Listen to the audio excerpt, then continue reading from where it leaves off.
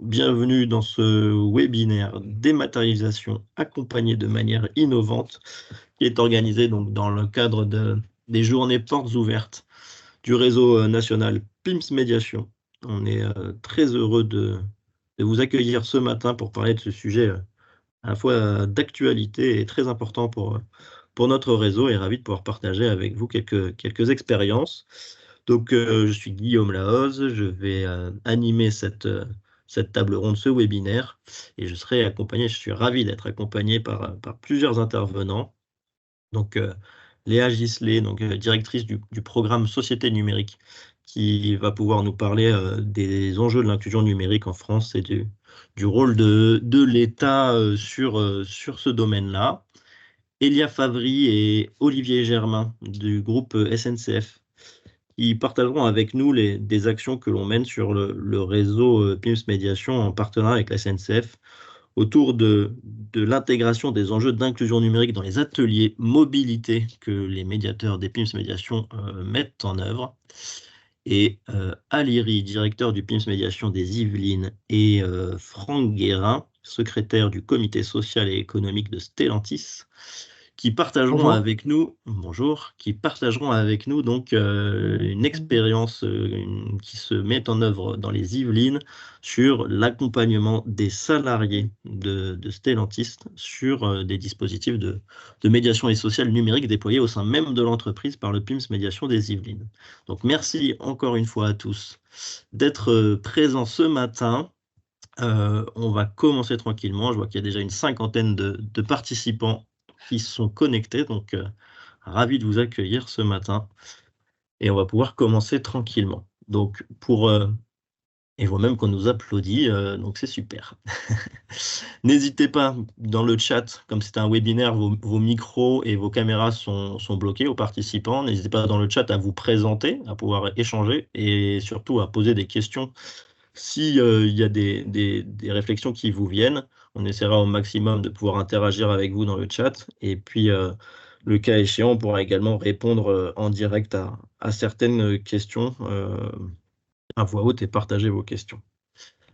Donc, pour introduire le sujet, avant de laisser la parole aux intervenants, il nous semblait important de pouvoir positionner un petit peu le contexte des PIMS Médiation par rapport aux enjeux d'inclusion numérique.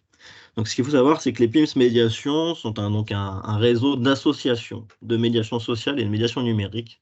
Et on a cette particularité d'avoir développé un positionnement hybride, justement, entre médiation sociale et médiation numérique depuis plus de 10 ans maintenant, où on intègre complètement les enjeux de l'inclusion numérique dans l'ensemble de nos thématiques d'intervention que l'on déploie finalement sur notre réseau depuis près de 30 ans maintenant, puisque l'année prochaine, on aura 30 ans.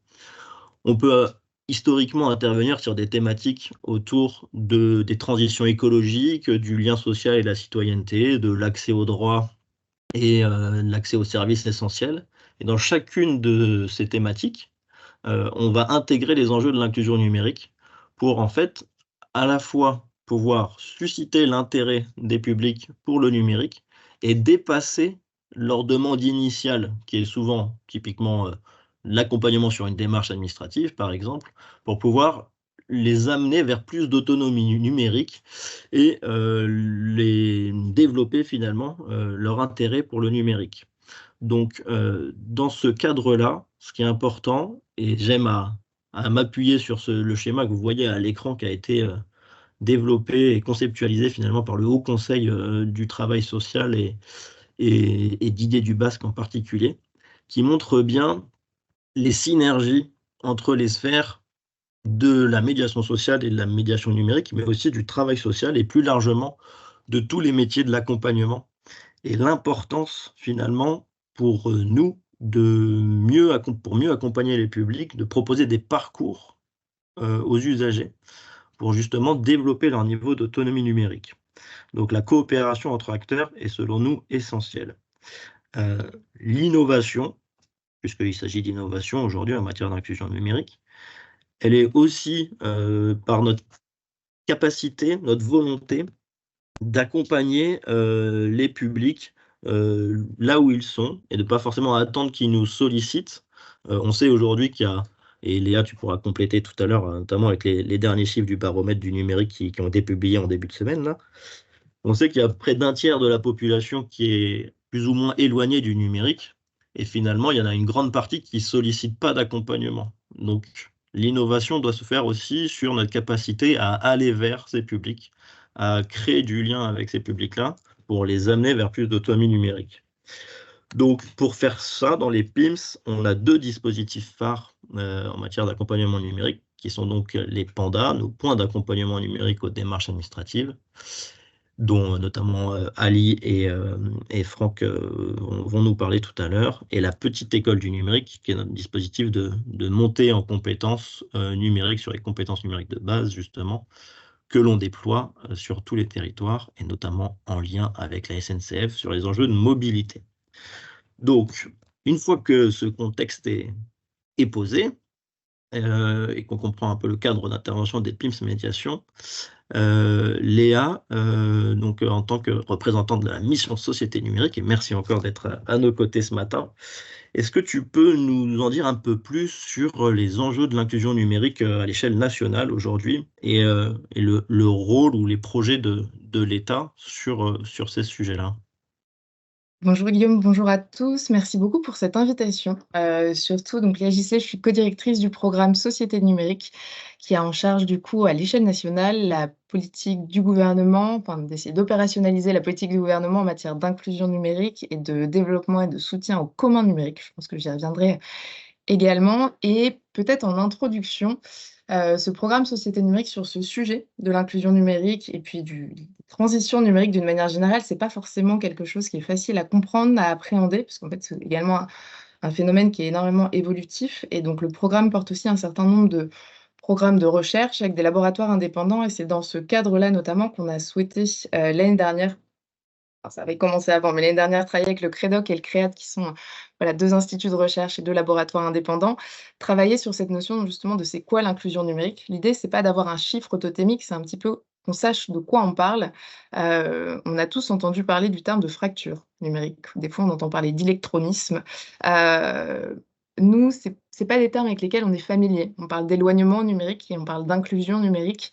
Et pourquoi c'est pas des termes qui sont intéressants, selon nous? C'est que typiquement, la notion de fracture, une fracture, ça se résorbe. Voilà, si on prend un vocabulaire un peu médical, on a tous eu en tête, par exemple, l'idée que, voilà, l'éloignement au numérique, la fracture numérique, c'était surtout un fait générationnel. Et ce qui était important dans le cadre de cette étude CREDOC-CREAD sur l'état de la société numérique française, au-delà des précisions sur les termes sur lesquels je vais revenir, c'est qu'elle mettait en évidence le fait que c'était pas un fait générationnel. L'éloignement au numérique, c'était avant tout un fait social. Et donc, en fait, on est plus éloigné du numérique quand on est moins diplômé, quand on est plus pauvre et effectivement, aussi quand on est plus âgé, parce que bien souvent, c'est parce que quand on est plus âgé, on est moins diplômé. Si on peut juste revenir sur la slide d'avant pour, voilà, justement préciser peut-être rapidement ces termes. La fracture numérique, pour le coup, nous, on la lie vraiment, enfin c'est nous et puis c'est les chercheurs en fait en termes de définition, la lie vraiment, à l'accès aux technologies. Donc c'est vraiment à l'accès aux équipements physiques, la connexion, les équipements. Le dernier baromètre du numérique dit voilà, qu'il y a une stabilisation du taux d'équipement en smartphone. Je voilà, minore pas du tout le fait, et on l'a bien vu pendant le confinement, que certaines familles ont des smartphones mais pas d'ordinateur, ça peut être compliqué et cetera. C'est pas les mêmes usages. Mais n'empêche que pour nous, c'est un facteur léger et d'une certaine manière matériel qui peut se combler, voilà, sur cette question de l'accès aux équipements. Et donc ça, c'est le premier point, le baromètre, voilà, pour, reprendre ce chiffre, c'est-à-dire, bah, 90 des ménages ont aujourd'hui un smartphone, en fait. Le deuxième point qu'on travaille et dont on parle généralement aussi, l'inclusion numérique, ça suppose de développer ce qu'on appelle une littératie numérique. Est-ce qu'on manque ou pas de compétences? Et ces compétences, ça renvoie derrière à des indicateurs en termes d'usage et de compétences. Je peux avoir un usage, recevoir des mails, sans nécessairement savoir, par exemple, y répondre. Et quand je sais y répondre, là, pour le coup, je bascule dans le champ des compétences. Et puis, ce qui nous intéresse le plus côté société numérique, et si je reprends le chiffre de Guillaume sur ce tiers de Français éloignés au numérique, c'est à un moment la notion de capacité numérique. Est-ce qu'on est capable, est-ce que chaque individu en France est capable de se saisir des possibilités de tirer profit de ce que apportait le numérique? Et pourquoi cette notion elle est importante? C'est qu'en fait, le numérique, c'est à un moment donné, c'est un miroir, ça ne fait que refléter et aggraver, le cas échéant, des inégalités dans la société. Et donc, travailler cette notion de capacité, c'est aussi à un moment donné donner la chance aux plus précaires dans notre société de se saisir des possibilités du numérique. Je peux prendre un exemple, mais qui va parler à tout le monde. On sait tous qu'en faisant quelques recherches sur Internet, en mettant un VPN, en étant en onglet éventuellement en recherche masquée, on va avoir des tarifs plus intéressants, éventuellement, sur, par exemple, un billet de train. Si je prends cet exemple, là, on est dans une notion de capacité numérique, on peut dégager et bénéficier de quelque chose en termes de numérique. Et donc, le travail sur cette aisance, c'est vraiment, nous, notre cible. Et c'est pour ça qu'on a cette notion assez large d'un tiers de la population française qui est éloignée du numérique. Et cet éloignement, c'est un halo.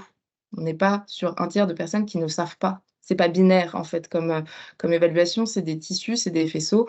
Et ce qu'on dit aussi souvent, c'est qu'on a des jeunes qui peuvent être très à l'aise avec le numérique, mais en même temps, ils savent pas taper sur un ordinateur. Voilà, parce qu'ils ont une habitude, justement, avec un smartphone.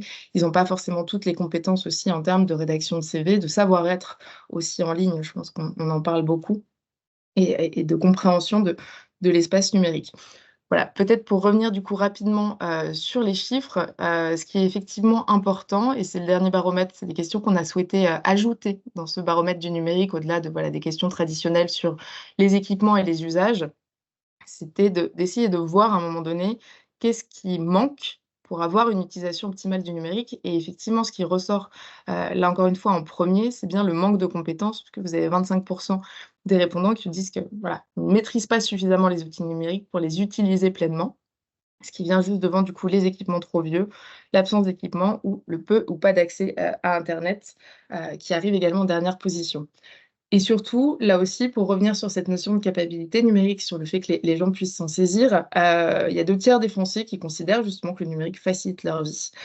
Sauf que ces 2 tiers, quand on rentre dans le détail, voilà, du taux de diplôme, du développement des compétences, on est effectivement sur des populations, non diplômées qui, ne sont que 30, voilà, à dire que le numérique leur facilite la vie.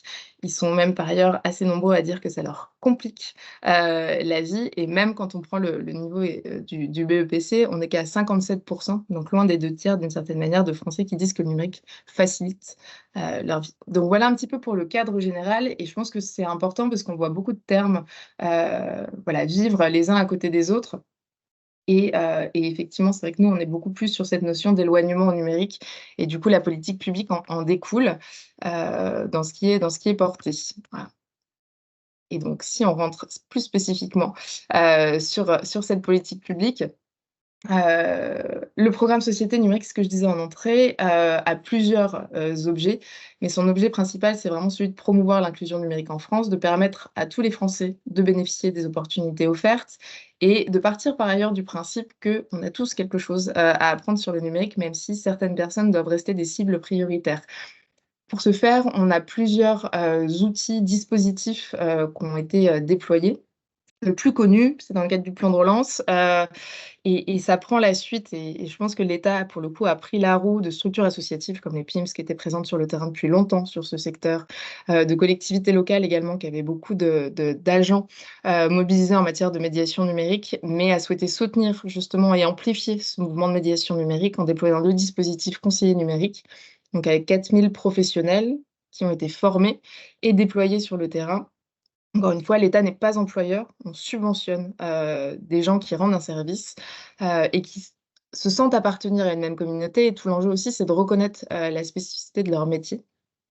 Dans ce cadre-là, pour le coup, c'est un certain nombre d'acteurs territoriaux qui sont impliqués. Le chiffre est pas là, mais c'est 2 900 structures employeuses de conseillers numériques, et derrière, effectivement, tout un mouvement pour impliquer des acteurs territoriaux en faveur de l'inclusion numérique. Je pense qu'on faut pas oublier que on en a beaucoup parlé, mais le confinement, je pense, a joué un effet sur le terrain, les gens connaissaient bien, mais qu'on voyait peut-être moins à l'échelle nationale, de révélateur aussi, de cet éloignement au numérique. Je pense qu'on n'en avait pas toute la portée, toute la mesure.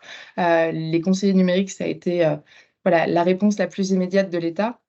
Derrière, l'enjeu, c'est vraiment d'inscrire cette politique publique dans la durée, et ça passe effectivement par cette action, cette mobilisation locale, notamment des collectivités locales. Certaines étaient très en pointe, d'autres étaient plus loin du sujet, et donc c'est un petit peu ce qui va nous occuper là. J'y reviendrai après avec France Numérique Ensemble.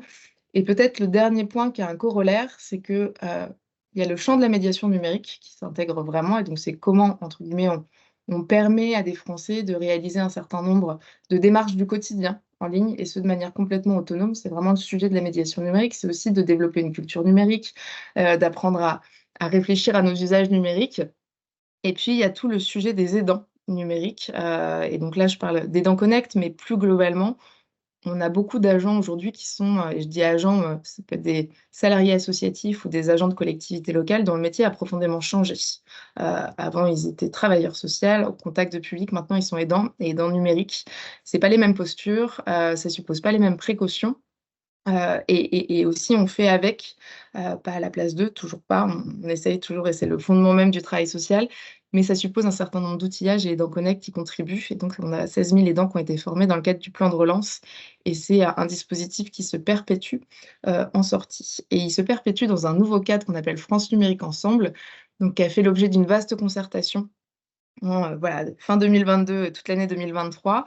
Heu je le dis, mais voilà, ça s'est inscrit dans le cadre d'un conseil national de la refondation, et je pense que, en tout cas du côté de l'inclusion numérique, il a plutôt bien marché. C'était pas gagné. On a abouti à une feuille de route qui aujourd'hui est partagée non seulement par des acteurs associatifs, voilà, comme Pims, et Guillaume, a été en pilotage d'un groupe de travail, mais aussi l'ensemble des collectivités locales, des associations d'élus et l'État s'est mis d'accord sur cette feuille de route, donc qui recouvre 4 axes. Je ne vais pas, voilà, vous détailler, forcément tous ces axes, ces engagements. Ce qui est important, en tout cas, sur les grands axes et les grands engagements, c'est sans doute, et c'est notre priorité aujourd'hui, de territorialiser pour inscrire dans la durée cette politique d'inclusion numérique. On n'a pas une bonne vision depuis Paris des besoins, des enjeux. Par contre, les collectivités locales, les acteurs associatifs de terrain, eux, savent, et donc du coup, c'est quelle feuille de route, entre guillemets, locale, quel lot numérique ensemble, quel, giron numérique ensemble, on est capable de bâtir à certains endroits, et quels sont les engagements collectifs qu'on arrive à se mettre sur un certain nombre de sujets, à commencer par, voilà, la montée en compétences évidemment des personnes, mais aussi toutes les réflexions autour de la levée des freins périphériques, de l'outillage, comment on mesure aussi, l'action qu'on peut mener, collectivement en la matière, et peut-être, et je pense que ça fait une bonne transition, comment aussi on réfléchit à une autre forme de numérique. C'est-à-dire qu'on a la conviction aussi chez Société Numérique que, pour rendre le numérique plus inclusif, il faut qu'on puisse développer un numérique qui ressemble plus aux gens, et donc qui fasse communauté. Ça a l'air un peu verbeux comme ça, sauf que ça traite derrière, à un moment donné, d'une vraie question qui est celle des communs numériques, qui est un engagement, je pense, partagé par beaucoup d'acteurs, dans l'écosystème. On porte un dispositif qui s'appelle Numérique en commun, mais on porte aussi un certain nombre d'outils, et quand je dis qu'on porte, c'est qu'on peut parfois les soutenir. Je pense notamment au projet qu'on a soutenu du coup, avec Pims Médiation dans le cadre de l'AMI, outiller la médiation numérique, donc sur, le développement de la linguistique numérique. C'est comment on arrive collectivement à mutualiser des réflexions et à bâtir un numérique qui se fasse autour de communautés, qui soit partagé, qui soit open source, et qui au final ressemble plus aux gens, auxquels il se destine. Et comment on rend aussi toutes ces ressources. Il y a énormément d'efforts qui sont faits par des structures locales d'innovation qui sont portés, pour toucher les publics qui sont les plus éloignés du numérique. Comment on va vers eux, comment on arrive à justement assurer leur montée en compétences, le fait qu'ils se sentent en sécurité dans leurs usages du numérique, et on est vraiment persuadé que ça passe justement par l'élaboration de ces communs numériques. Le plus connu, c'est Wikipédia, et voilà, je pense que tous, quand on lit Wikipédia, on est assuré du contenu qu'il y a derrière. Voilà, il y a plein de failles dans Wikipédia. Il y a plein d'associations qui s'appellent par exemple les 100 pages, parce qu'on sait qu'il y a des sous-représentativités sur Wikipédia, mais on a un pouvoir d'agir dessus. Et je pense que c'est une vraie richesse de pouvoir travailler ces sujets-là, et les usagers et les bénéficiaires de nos actions sont peut-être aussi les premiers à pouvoir enrichir, le numérique, ou en tout cas à enrichir la manière dont on parle de numérique. Voilà, peut-être très rapidement. Super. Ben oui, Merci beaucoup. Merci beaucoup, Léa. Effectivement, les PIMS Médiation sont vraiment convaincus que l'innovation passe aussi par la coopération, et l'impact finalement de l'innovation, la diffusion de l'innovation passe par la coopération. Donc, on s'inscrit complètement dans cette logique de commun qui invite à la coopération dès la construction finalement de l'innovation, dès la production de l'innovation. Et comme tu l'as cité, effectivement, on s'est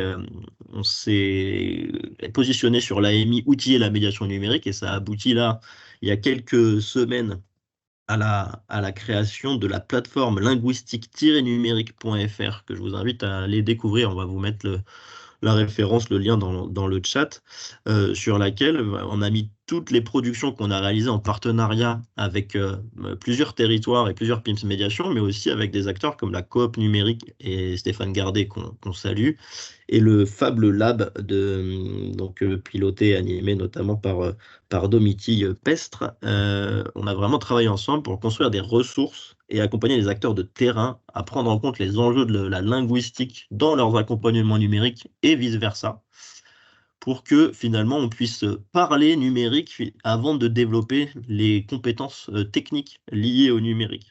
Donc, il y a tout un tas de ressources qui sont à votre disposition, une recherche-action et donc la synthèse de l'étude, des outils pour animer des ateliers, un kit d'animation justement pour prendre en main ces outils, et un module de sensibilisation aussi destiné aux aidants, aux professionnels de l'accompagnement, pour justement être sensibilisés à ces enjeux de linguistique dans l'accompagnement numérique. Donc ça, c'est vraiment un bel exemple et on y tient et on s'inscrit dans cette démarche d'innovation en matière d'inclusion numérique et de coopération dans le cadre du dispositif, notamment des communs numériques.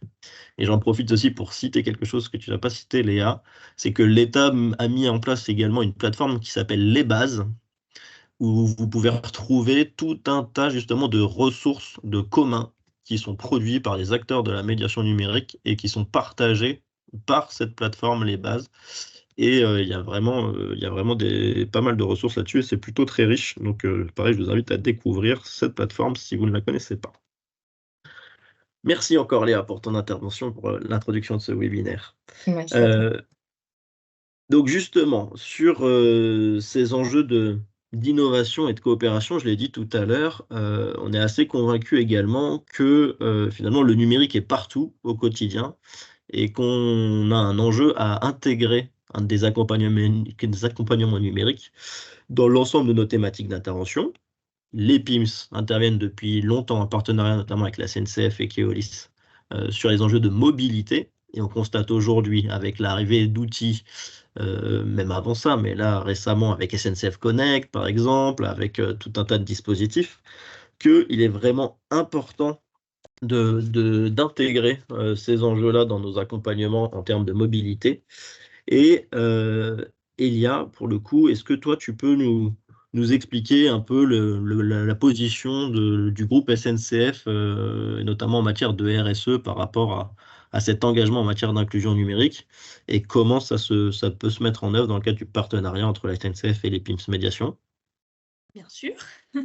Merci. Bonjour à toutes et tous. Peut-être que je vais juste me présenter en 2 mots. Donc, je suis Elia Favry, je travaille pour, en gros, la direction du groupe SNCF et je m'occupe des questions de mobilité solidaire et d'apprentissage de la mobilité dans un pôle qui coordonne à l'échelle du groupe la politique d'engagement sociétal dans les territoires, selon 2 axes principaux, celui de l'insertion par la création d'activités et celui de la mobilité partagée par tous.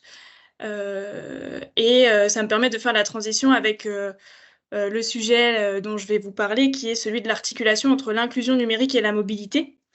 Je vais d'abord revenir sur les quelques chiffres que vous voyez s'afficher sur votre écran. Donc, aujourd'hui, en France, on a 13,3 millions de personnes qui sont en précarité mobilité, c'est-à-dire des personnes qui sont empêchées dans leur déplacement du quotidien pour diverses raisons qui peuvent être matérielles, économiques, psychologiques, etc., mais qui les poussent à limiter leur périmètre de déplacement, voire à renoncer à des déplacements. C'est le cas pour 1 Français sur 4 qui déclare avoir renoncé à au moins un déplacement lors des 5 dernières années. Si je rentre un peu plus dans le détail de ces renoncements, on a par exemple 28% de demandeurs d'emploi qui ont refusé un emploi pour des questions de mobilité, parce qu'ils ne pouvaient pas s'y rendre, tout simplement. 30% de personnes qui ont renoncé à un rendez-vous médical. Et si on prend l'aspect plutôt cognitif, on a aussi 29% de personnes qui ont renoncé à se déplacer parce que peur de se perdre et 22% qui ont renoncé par incapacité à construire leur itinéraire. C'est là où justement on voit tout l'enjeu de pouvoir faire en sorte que les personnes s'approprient aussi le numérique, parce que numérique et mobilité sont deux choses qui vont ensemble. Tu mentionnais SNCF Connect tout à l'heure. Pour préparer un déplacement, par exemple, si je ne sais pas me servir de l'outil numérique, si je ne sais pas me servir d'une application de transport, dans une société où tout est toujours plus dématérialisé, bah, ça devient compliqué de préparer mon déplacement, ça devient compliqué d'acheter mon billet, etc. J'y reviendrai après. Face à ces enjeux-là, le groupe SNCF, en tant qu'acteur majeur de transport, ont réfléchi à mettre en place des solutions. Alors, au niveau de la direction RSE, ça passe par des solutions plutôt en matière d'apprentissage de la mobilité. Nous, on travaille à la construction d'un parcours qui permette aux personnes de s'approprier les outils numériques et de s'approprier aussi les espaces de mobilité afin d'être parfaitement autonomes dans tout leur parcours de déplacement, que ce soit dans la phase de préparation jusqu'à vraiment leur point d'arrivée. Pour ce faire, on s'appuie sur l'expertise de différents partenaires, dont notre partenaire historique que sont les PIMS Médiation. Donc, on est partenaire des PIMS depuis le début du concept. Aujourd'hui, on est partenaire de 22 associations PIMS sur les 37. Et ce partenariat se traduit par différentes actions qui ont toutes pour objectif de favoriser une mobilité partagée par toutes et tous. Et donc, ça passe par trois grandes actions principales qui sont d'abord la médiation dans les gares et dans les trains, où là, on a des médiateurs qui vont tout simplement être à disposition, entre guillemets, des voyageurs pour des questions de... je ne sais pas, une personne qui a besoin d'être accompagnée sur une borne pour acheter son billet, une personne qui a besoin de savoir où retrouver l'information, que ce soit dans la gare ou dans le train, etc. Donc ça participe à la fois de la sérénité des voyageurs, mais aussi de l'apprentissage de la mobilité, de savoir que on a une personne ressource sur laquelle s'appuyer quand on ne sait pas faire et qui va nous aider à savoir faire directement sur le terrain. Ça passe aussi par un accompagnement dans les sites PIMS sur deux aspects. Alors le premier, ça va être plutôt l'aspect accès aux droits et démarches en lien avec des problématiques SNCF, par exemple faire un abonnement. Mais ça passe aussi par des ateliers individuels qui sont appelés ateliers flash dans certains PIMS, où là, dès lors qu'un besoin est identifié auprès d'une personne de savoir se servir de l'outil numérique, et en particulier de SNCF Connect, les médiateurs vont faire une formation express sur les fonctionnalités de base de l'application pour que la personne puisse savoir s'en servir. Et enfin, ça passe aussi par des ateliers collectifs sur la mobilité et le numérique, puisqu'ils ont deux formes. On a à la fois des ateliers plutôt théoriques en salle, où là, la visée, c'est vraiment de s'approprier ces outils-là. Donc, je parle beaucoup des SNCF Connect et des sites TER, mais pas que, parce que c'est aussi l'appropriation des applications des opérateurs de transport urbain et en lien avec Keolis notamment. Et c'est aussi des ateliers qui peuvent être complétés par des ateliers plutôt terrain, où là, les médiateurs vont emmener les groupes directement sur un parcours, en gare, dans un train, sur un réseau de transport urbain, pour vraiment faire le parcours en entier. Et là, l'objectif, c'est vraiment de pouvoir voir concrètement comment on fait pour organiser un déplacement, où est-ce que je retrouve de l'information, où est-ce que j'achète mon billet, quelles sont les personnes ressources, comment je fais pour me réadapter si le train que je devais prendre est en retard ou supprimé. Et c'est là que intervient aussi l'importance de savoir se servir des outils numériques. Et tout ça, vous avez les chiffres à l'écran, ça a représenté sur la partie médiation près de 80 000 personnes en 2023. Et sur la partie atelier plutôt d'apprentissage de la mobilité, ou en tout cas d'appropriation des différents outils et les ateliers terrain, ça a représenté près de 3 000 personnes en 2023. Et je vais peut-être passer la parole à Olivier qui va pouvoir nous donner un exemple un peu concret de comment ça peut prendre forme au niveau local. Ouais, super, merci Elia. Donc oui, Olivier, en tant que responsable RSE SNCF voyageurs en Bourgogne-Franche-Comté et administrateur du PIMS Médiation de Dijon, est-ce que vous pouvez nous expliquer un peu comment ça peut se mettre en œuvre sur le terrain de manière concrète? Et votre micro est coupé, Olivier. Merci de Super. m'avoir présenté. Donc effectivement, je suis sur le PIMS de médiation de Dijon. Je suis administrateur et en fait, depuis début 2023, en fait, on a mis en place un atelier d'apprentissage de la mobilité. Cet atelier, il est né en fait d'un besoin qui est remonté à la fois des médiateurs, mais aussi de la mission locale de Dijon, avec qui nous avons fait cette expérimentation. Et la particularité, c'est que nous sommes vraiment sur du pratico-pratique. C'est-à-dire que donc, ça s'adresse au public de la Milo au début, et ces jeunes donc, sont mis en situation, c'est-à-dire qu'ils sont invités à venir à la mission locale de Dijon, qu'ils connaissent déjà, donc ils savent comment s'y rendre parce qu'ils ont déjà un référent. Ils sont accueillis par groupe de 10 à 15 jeunes. Et lorsqu'ils arrivent, ces jeunes, eh bien, en fait, on passe très peu de temps à la Milo parce que le but, c'est tout de suite d'aller sur le terrain. Et on s'assure en début de réunion qu'ils ont un outil numérique. Cet outil numérique, bien sûr, dont les jeunes disposent, c'est un téléphone portable. Je crois qu'on a toujours eu 100% des jeunes avec téléphone portable à ce jour, donc c'est important.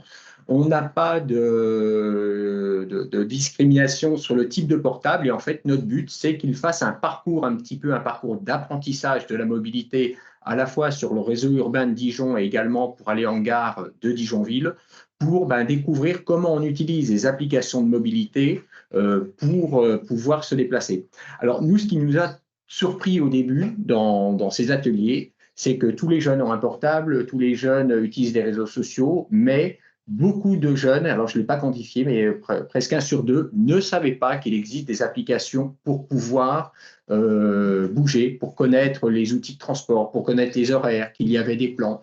Et en fait, lorsque nous sommes en situation, ce sont les médiateurs du PIMS Médiation de Dijon, avec leur savoir-faire qu'ils avaient déjà à bord des trams, à bord des trains, qui expliquent aux jeunes de façon individuelle comment utiliser leur smartphone pour pouvoir télécharger l'application, quelles sont les grandes rubriques que l'on retrouve sur le site, que ce soit le site donc, de Divia Mobilité avec Keolis ou que ce soit les sites SNCF Connect ou les sites TER. Et en fait, les jeunes sont mis en situation au travers d'un challenge pour se rendre sur un lieu qui est, par exemple, une recyclerie, une médiathèque. Et les jeunes doivent trouver, avec leur outil numérique et leur accompagnant, comment est-ce que je trouve les informations? Parce qu'on s'aperçoit qu'aujourd'hui, la quête de la mobilité, c'est finalement de trouver les informations pour pouvoir bouger, trouver les informations. Ensuite, c'est comment on se rend sur le service de mobilité, que ce soit les trams, les cars, que ce soit les trains TER, voire le TGV. On a aussi des demandes des jeunes pour les TGV. Donc, il y a cette recherche d'informations, il y a préparer son voyage. Après, on a beaucoup de questions, c'est comment je fais pour acheter mon titre de transport. Et en fait, on voit que toutes ces étapes peuvent être des obstacles que l'on lève grâce à l'outil numérique dont dispose chaque jeune. Et l'accompagnement, il se fait entre le médiateur du PIPS et chaque jeune avec qui il passe du temps quand on est dans les situations pour se rendre sur le lieu du challenge. Et les jeunes découvrent en fait on prépare son voyage, qu'est-ce qu'on veut faire, on achète un titre de transport et après, le jour du voyage, on regarde les horaires, on regarde le quai et on voyage et on a des informations. Et en fait, on s'est aperçu qu'on a des jeunes qui sont habitués à voyager, mais on a certains qui sont vraiment en rupture par rapport au code des transports de façon générale. Comment est-ce qu'on fait? On a des jeunes qui étaient déjà, par exemple, qui avaient utilisé l'avion. Et en fait, ils découvrent assez rapidement qu'il y a des similitudes entre tous les modes de transport, mais le tout, c'est d'avoir la bonne clé. Et aujourd'hui, l'outil numérique dont ils disposent, le smartphone, c'est vraiment la clé qui leur permet de préparer, d'acheter et de voyager en situation. Et en fait, on les met vraiment en situation avec leur outil numérique, c'est super important, et les médiateurs du PIMS de Dijon les accompagnent individuellement. J'insiste là-dessus parce qu'en fait, l'atelier il a évolué petit à petit et aujourd'hui, on a même des demandes supplémentaires qui arrivent. Donc, on a été avec la Milo, mais on a aussi l'Office français d'immigration et d'intégration qui nous demande d'intervenir. Et on s'aperçoit que il faut aussi de notre côté qu'on arrive à changer nos codes d'apprentissage pour être peut-être, enfin pas peut-être, pour être sur du plus visuel parfois que sur du linguistique, parce que y a des obstacles de la langue. Et là, notre public aujourd'hui, c'est surtout des jeunes, et je reprends ce que disait Léa tout à l'heure, c'est qu'effectivement, on avait cet a priori à croire que les jeunes savent utiliser les outils numériques. Ils savent les utiliser, mais ils n'ont pas forcément connaissance, ils ne sont pas utilisateurs d'applications spécifiques. Donc là, pour nous, le transport, c'est un enjeu important parce qu'en fait, on a des collègues responsables RSE comme moi qui ont des enquêtes qui leur ont montré que savoir utiliser les transports, c'est gagner jusqu'à 6 mois dans sa recherche d'emploi, de formation. Donc aujourd'hui, pour conclure, notre développement avec le PIMS de Dijon, on a fait de l'intra-métropole pour partir de la métropole, bouger dans la métropole, sortir de la métropole. Et aujourd'hui, on développe également des ateliers en première, deuxième ceinture de la métropole de Dijon, voire dans le rural, pour permettre à des jeunes qui sont éloignés des métropoles de venir dans les métropoles. Parce qu'on voit que là, il y a encore une autre fracture, c'est une fracture, la peur de venir dans un milieu urbain, la peur de prendre des transports, parce que je ne sais pas bouger pour venir dans la métropole et bouger dans la métropole. Et en fait, pour nous, l'enjeu, il est aujourd'hui que ces jeunes puissent faire des formations, qu'ils puissent venir continuer leur scolarité, parce qu'on s'est aperçu que pour certains jeunes, le fait de ne pas réussir à bouger, de ne pas avoir connaissance des transports, c'était un obstacle des fois pour accepter des formations, ne serait-ce que de passer du lycée à la faculté. Certains ont cet obstacle. Et l'outil numérique, il est vraiment là, avec leur smartphone qu'ils connaissent, qu'ils ont toujours avec eux, pour les aider à faciliter cette mobilité, à démystifier des peurs, des craintes et simplifier vraiment la mobilité parce que c'est quelque chose de simple. Et on en profite, je l'avoue, en même temps pour aussi leur expliquer qu'il y a, avec les transports régionaux, des tarifs super intéressants pour eux qui leur permettent d'avoir accès aux services de transport. Et en fait, ils découvrent bien souvent que voyager avec la mobilité publique, c'est pas cher finalement. Donc, en fait, ils ont plein d'avantages qu'ils découvrent. Non seulement on a parlé des études, mais également pour la culture, pour la famille, pour les amis. C'est-à-dire que c'est aussi une ouverture sur le monde qui est faite. Et vraiment, pour nous, c'est vraiment les médiateurs du PIMS de Dijon qui étaient médiateurs à bord, qui ont développé leurs capacités pour accompagner les jeunes sur leur outil numérique. Voilà l'expérimentation de Dijon, donc qui a commencé début 2023 et qui maintenant se fait depuis plus d'1 an. Et c'est un succès. Et maintenant, on développe avec d'autres partenaires qui sont en demande parce que nos services sont connus et ça concerne plein de public. Super. Voilà, s'il y a des questions, je suis prêt. Merci beaucoup, Olivier, pour ce témoignage et ce partage. On voit bien ici l'importance, finalement, de traiter de l'inclusion numérique comme une thématique à part entière et parfois comme prérequis à d'autres usages, dont la mobilité, mais aussi à l'intégrer pleinement, et c'est le cas ici, à des ateliers mobilité pour pouvoir finalement développer des nouveaux usages du numérique à travers un autre enjeu qui est la mobilité ou l'accès aux droits ou l'accès aux soins, le numérique étant partout aujourd'hui. Donc c'est vraiment ce qu'on s'attache à faire de manière innovante. Et là, on essaye justement avec la SNCF notamment et plusieurs territoires sur lesquels il y a des associations PIMS Médiation, de creuser un petit peu cette question, et on est en train d'essayer de préciser finalement quelles sont les compétences numériques les plus importantes en fonction de différentes typologies de publics, notamment les jeunes dont Olivier parlait, mais aussi les seniors, puisque c'est certainement deux approches différentes, en tout cas c'est ce qu'on est en train de préciser. Quelles sont les compétences numériques les plus importantes finalement pour développer, faciliter la mobilité de ces publics-là. Et là, on est accompagné par SNCF et notamment les maisons 574 de la SNCF pour justement créer des ressources innovantes sur ces aspects-là et qu'on pourra partager avec l'ensemble du réseau, au même titre que l'on l'a fait sur les enjeux de linguistique dont Olivier a parlé également. Merci en tout cas, Elia et Olivier, pour ce témoignage. Je vous propose donc de passer à notre troisième thématique, donc avec Alieri, directeur du PIMS Médiation des Yvelines, et Franck Guérin, secrétaire du CSE de Stellantis. Une manière d'innover finalement, c'est aussi d'aller vers des publics qui ne nous solliciteraient pas forcément sur les enjeux numériques, en allant au plus près d'eux et en essayant de proposer des solutions les plus adaptées finalement à leurs besoins et à leurs contraintes. Et notamment, on s'attache particulièrement dans les PIMS à aller vers les salariés et directement au sein de leurs entreprises, avec un dispositif que j'ai évoqué en introduction qui s'appelle donc les PANDA, les points d'accompagnement numérique aux démarches administratives, qui consiste à, je veux bien passer à la slide suivante, voilà, s'il te plaît, merci, qui consiste à proposer des espaces numériques animés par un médiateur, accompagnés par un médiateur social et numérique. La valeur ajoutée réside vraiment dans l'accompagnement humain associé à la mise à disposition du matériel, qui donc permet d'accompagner les démarches administratives en ligne et de développer des nouvelles compétences numériques en lien soit avec le milieu professionnel, mais aussi avec la vie privée, pour faciliter un peu aussi cet équilibre vie professionnelle, vie privée. Alors dans ce cadre-là, Monsieur Guérin, est-ce que vous pourriez un petit peu nous dire en quoi une entreprise comme Stellantis a trouvé un intérêt dans le dispositif Panda proposé par les PIMS Médiation, et à quels besoins cela a pu répondre chez Stellantis et chez les salariés de Stellantis notamment? Donc bonjour à tous. Donc moi je vais me présenter, je suis secrétaire du CSE du site de production de Poissy. Donc le site de production de Poissy fabrique des DS3 et des Moka, des Opel Moka. On a un effectif à peu près de 2300 salariés. L'effectif, c'est 50 cadres, c'est 130 TAM techniciens et le reste d'ouvriers. Donc on a beaucoup d'ouvriers dans les équipes.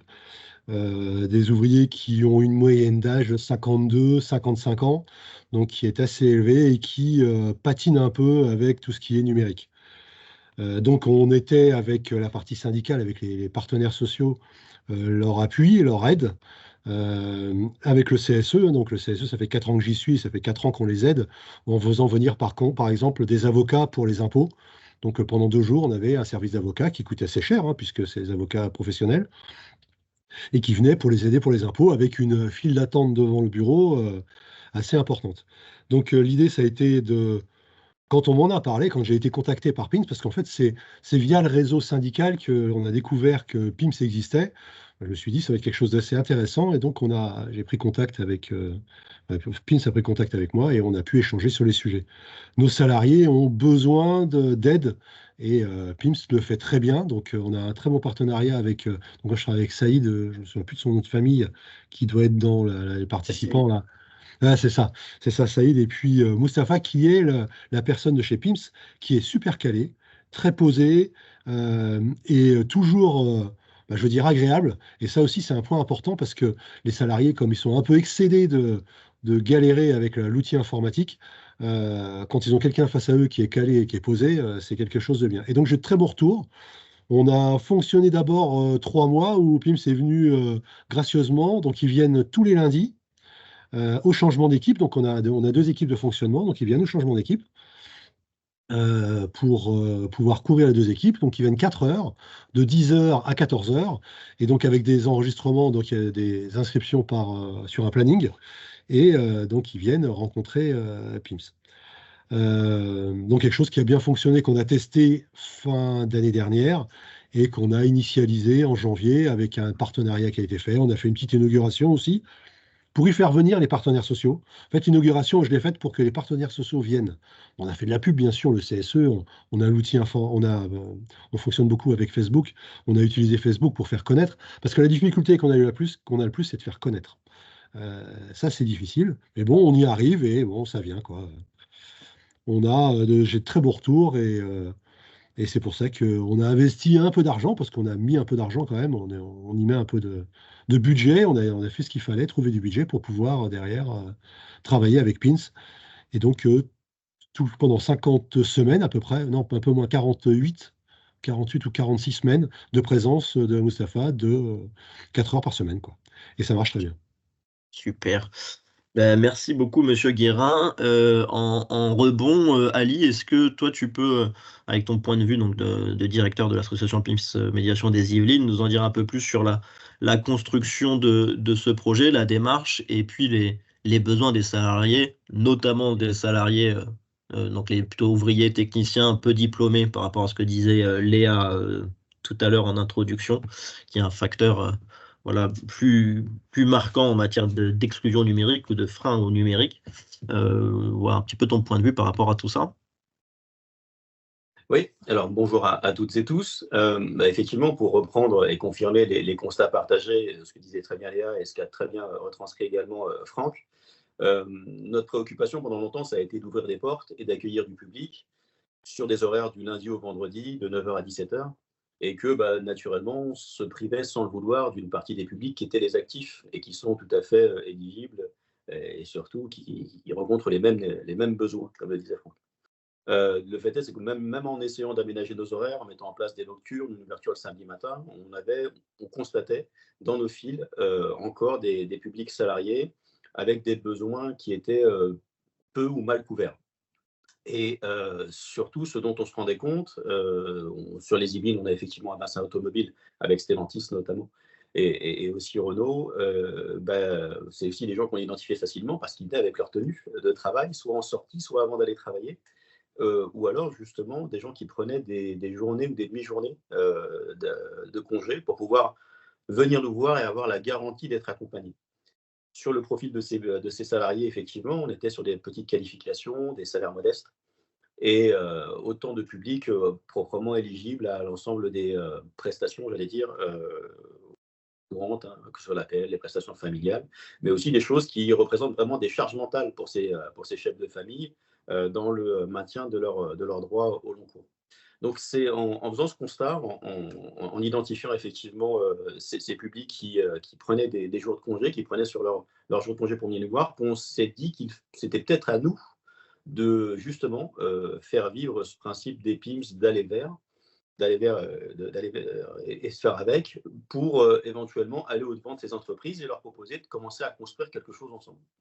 Et c'est effectivement ce qu'on a pu faire avec Franck, avec M. Guérin, sur le site de Stellantis, où justement on a eu des temps de travail qui visaient à essayer de construire les modalités justement de ces interventions. Alors, c'est vrai que le Panda prend plusieurs formes, hein, selon les associations PIMS. Pour nous, le Panda, c'est effectivement, on l'exploite sur un format qui est nos permanences, nos activités itinérantes. Donc, on propose la même offre de service effectivement que sur nos accueils fixes, mais c'est effectivement l'idée d'aller construire au sein même de lieux qui accueillent déjà des publics, et là en l'occurrence de l'entreprise, pour venir s'inscrire directement dans, j'allais dire, l'écosystème de vie de l'entreprise. S'agissant effectivement de ces modalités, Franck l'a très bien précisé, on s'était beaucoup concerté pour comment essayer de proposer ce service, et puis sur des modalités de travail, puisqu'il y a un travail en équipe hein, sur ce site de production, comment, sur quel créneau s'installer et où s'installer pour que ce soit profitable au plus grand nombre.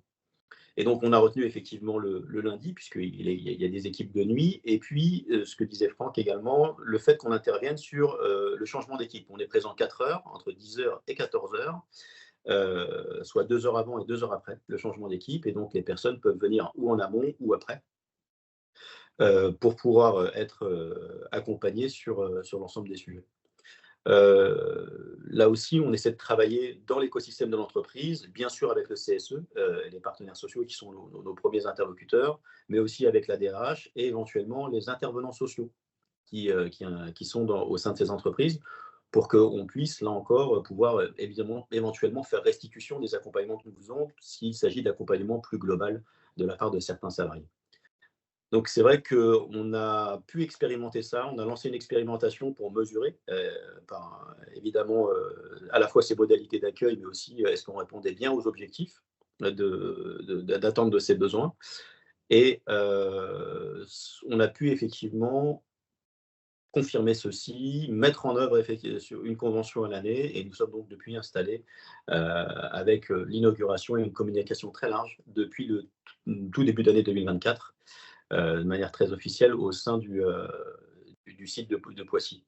Petite précision, et là je parle sous le contrôle de Franck, on a aussi fait en sorte de s'installer dans des lieux qui étaient accessibles, évidemment pour tous les salariés, mais éventuellement pouvoir proposer aux familles de ces salariés de pouvoir venir bénéficier du même accompagnement. L'idée, c'était d'accompagner des foyers, évidemment, de ces salariés. Et donc, on est situé dans les locaux du CSE qui permettent une accessibilité plus simple sur l'ensemble du site de l'ICIN.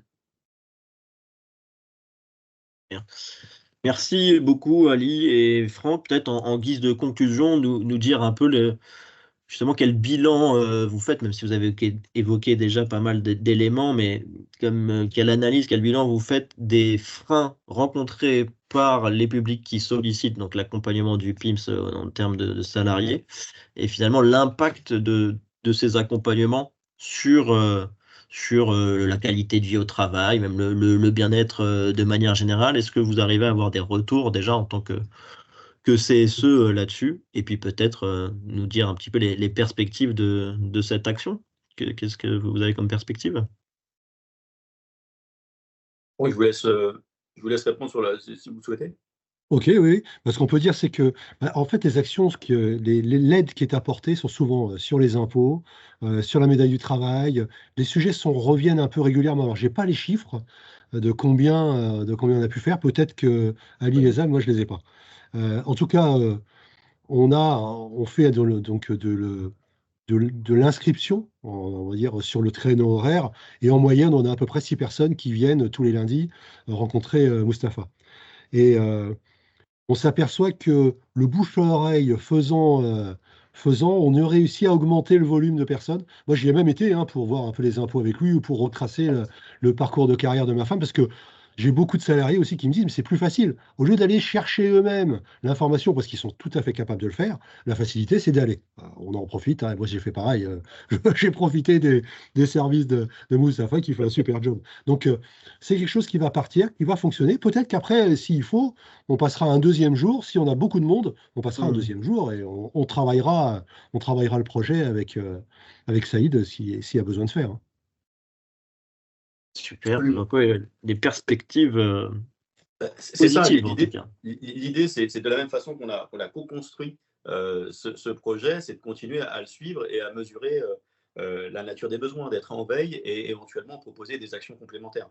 C'est vrai qu'il y a cette possibilité, sur une affluence plus forte, de pouvoir déployer d'autres ressources, mais aussi peut-être proposer, là on est en pleine campagne de déclaration, mais peut-être proposer aussi des informations collectives, soit effectivement sur les déclarations, mais aussi sur les aides de l'ANA, sur la gestion budgétaire, sur les parcours de soins, autant de choses sur lesquelles nous avons une compétence sur la dimension accès au droit, et puis plus spécifiquement, éventuellement, des choses qui permettraient on l'a juste abordé effectivement avec Franck, mais peut-être de familiariser aussi mieux avec les outils numériques professionnels.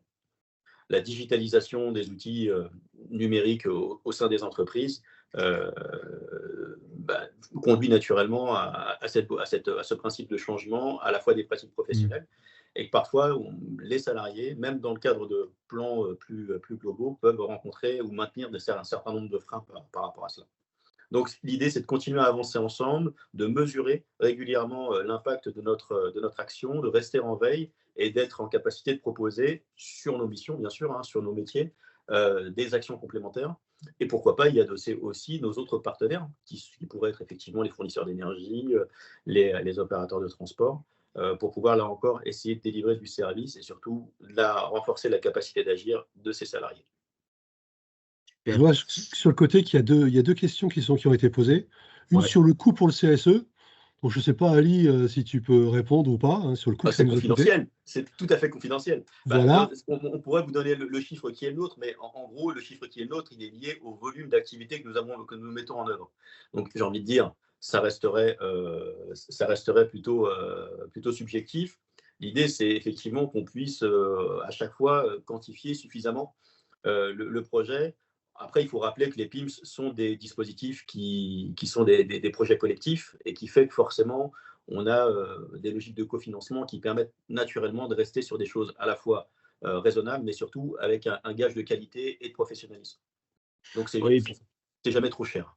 Ouais, et puis peut-être qu'on peut aussi, dans l'esprit qu'on anime là depuis le début du webinaire sur cet aspect coopération, co-construction, finalement chaque projet est à co-construire avec le partenaire. Ici, Stellantis, il peut prendre des formes différentes, peut avoir des contraintes aussi différentes de distance, de permanence, de volume, etc. Donc c'est vraiment du sur-mesure finalement. Donc Marie-Odile, si vous avez des besoins, il faut pas hésiter à nous contacter, on pourra réfléchir ensemble et construire tout ça, il n'y a pas de souci. Et il y avait peut-être une deuxième question aussi sur est-ce que l'accompagnement se fait sur le temps de travail des salariés ou hors du temps de travail? Comment vous avez géré ce point-là? Les deux solutions sont possibles. Il y a des salariés qui habitent loin et qui viennent en transport en commun et qui ne peuvent pas venir avant ou après leur temps de travail. Et donc, avec la hiérarchie et avec la fonction RH, on a autorisé les salariés à quitter leur poste de travail pour venir rencontrer Mustapha, qui a des créneaux tous les quarts d'heure. Donc, les créneaux retenus sont le quart d'heure. Donc voilà, c'est des choses qui sont organisées. On a aussi beaucoup travaillé, un truc qu'on n'a pas dit, c'est qu'on a aussi beaucoup travaillé avec l'assistante sociale du site, qui en partenariat avec Mustapha, nous renvoie du monde. Quand elle reçoit des gens, elle les renvoie vers Mustapha en disant « Allez à tel endroit, prendre rendez-vous, et après vous irez voir monsieur la personne de chez PIMS, c'est tout. » C'est un partenariat qui se fait très proprement, quoi. Et c'est pour ça qu'on réussit à avoir des gens qui viennent pendant leur temps de travail, qui sortent des lignes de production et qui viennent rencontrer les salariés, le médiateur. Et ça, c'est un point aussi très très important dans ce qu'on disait en introduction sur la complémentarité entre le travail social, médiation numérique et autres métiers de l'accompagnement, hein, il y en a d'autres. Finalement, on est loin d'être concurrents, quoi. Et il y a vraiment des passerelles à trouver entre assistante sociale, travail social, ressources humaines, pour mieux accompagner les publics et construire des parcours. Et des personnes peut-être que le PIMS Médiation a rencontré dans le cadre de la permanence chez Stellantis, peut-être qu'ils vont solliciter d'autres services à d'autres moments pour eux ou pour leurs proches, parce qu'ils appréhendent mieux l'offre de services de leur territoire, l'offre d'accompagnement de leur territoire, et ça va pouvoir les amener vers autre chose. Il y a vraiment un enjeu dans la médiation à dépasser la demande initiale pour les amener vers plus, ouvrir le champ des possibles, quoi. Et ça, c'est hyper intéressant de le co-construire avec des partenaires. Oh, juste peut-être pour compléter et peut-être pour terminer, je vois l'heure très avancée. S'agissant des chiffres, pour donner des chiffres concrets, depuis le début, effectivement, c'est 241 accompagnements réalisés sur site, et depuis le 1er janvier, 182. Donc, effectivement, ça remonte en charge fort. Voilà, effectivement, une activité qui a bien trouvé son public, et aussi de dire que ça a permis à ces salariés aussi de faire découvrir notre activité en dehors de l'entreprise. C'est-à-dire que ça permet aux familles de ces salariés éventuellement de venir nous voir sur nos sites à proximité ou sur nos autres lieux d'accueil. Super. Eh ben parfait, merci beaucoup donc à Monsieur Guérin et à Lyri pour ce témoignage, ce partage d'expérience. Merci à tous les intervenants également pour votre participation à ce webinaire, et merci évidemment à tous les participants. Donc on a été 60-70, bon, j'ai vu des pics de connexion, je sais qu'il y a beaucoup d'inscrits aussi qui misent sur le replay, donc tout ça sera partagé à l'issue du webinaire. Je crois qu'il y a eu près de 200 inscrits quand même sur le webinaire, donc un beau succès. J'espère que cet échange d'expérience aura été riche et peut-être sera suivi aussi de coopération, de projets en commun, en tout cas de développement. Et s'il y a d'autres réflexions, d'autres besoins, maintenant que le contact est pris, entre guillemets, n'hésitez pas à nous solliciter en direct pour pouvoir continuer à avancer ensemble sur cet enjeu d'inclusion numérique. Merci beaucoup à tous. Merci beaucoup. Merci, au revoir. Bonne journée. Merci, bonne journée, au revoir. Allez, à très bientôt, bonne continuation, bonne fin de semaine.